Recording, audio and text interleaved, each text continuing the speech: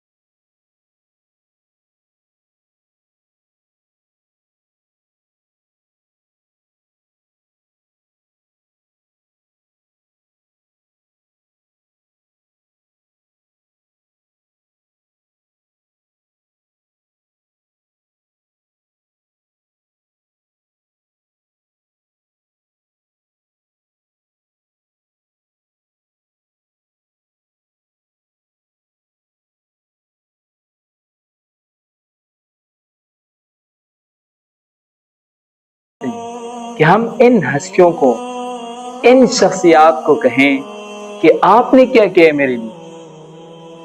آپ کا تو کوئی کردار ہی نہیں ہے زندگی میں، سب کچھ تو میں ہی ہوں، سب کچھ تو میرے گھر والی ہے، سب کچھ تو میرے بیٹے ہیں۔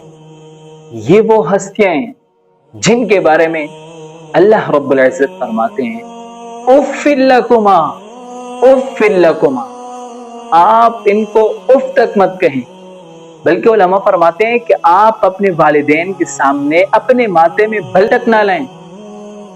ہو سکتے کہ آپ کی مایوسی سے، آپ کے رویے سے ان کو تکلیف ملے۔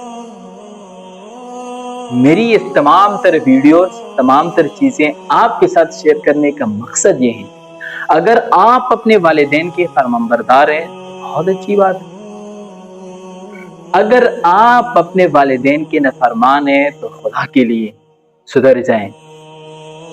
آپ کے والد اگر آپ سے راضی نہیں ہیں تو اللہ فرماتے ہیں میں آپ سے راضی نہیں ہوں، آپ کو جنت نہیں مل سکتی۔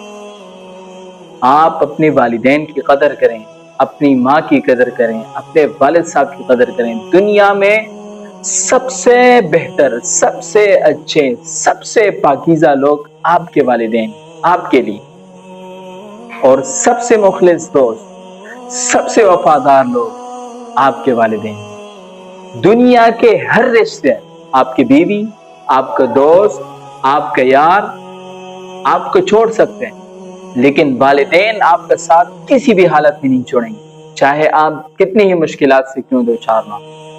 والدین آپ کے ساتھ ہمیشہ کھڑے رہتے ہیں۔ تو کیوں جب ہماری جوانی آتی ہے، ہم پورے ہو جاتے ہیں طاقت سے، پیسوں سے، ہمیں یہی والدین کچھ نظر نہیں آتے۔ ہم یہ سوچتے ہیں کہ ہم تو سب کچھ ہیں، والدین نے کیا کیا ہمارے لیے؟ ایک مشہور واقعہ ہے کہ ایک بوڑھا بہت تنگ آیا تھا اپنے بچوں سے۔ اپنے بچے ہمیشہ ان کو کہتے تھے کہ آپ نے ہمارے لیے کچھ کیا ہی نہیں، اس جھونپڑی کے علاوہ ہمارے پاس اور کیا ہے؟ تو وہ بوڑھا جب مرنے لگا تھا، انسان کو پتہ چلتے اپنے آپ کا کہ بس میری زندگی ختم ہو گئی، انہوں نے کیا کیا، ایک پرچی لکھی اور اپنے ہاتھ میں رکھی۔ جب وہ فوت ہو گئے تو ان کے بیٹوں نے وہ پرچی پڑھ لی۔ اس پرچی پہ لکھا ہوا تھا کہ اس گھر کے نیچے بہت بڑا خزانہ ہے جو میں نے آپ لوگوں کے لیے چھپا کے رکھا تھا، इस घर के नीचे खुदाई करे और उस खजाने को निकाले। बेटे लग गए बहुत खुशी से, जो इलाके का रस्म और रिवाज था उस रिवाज के मुताबिक अपने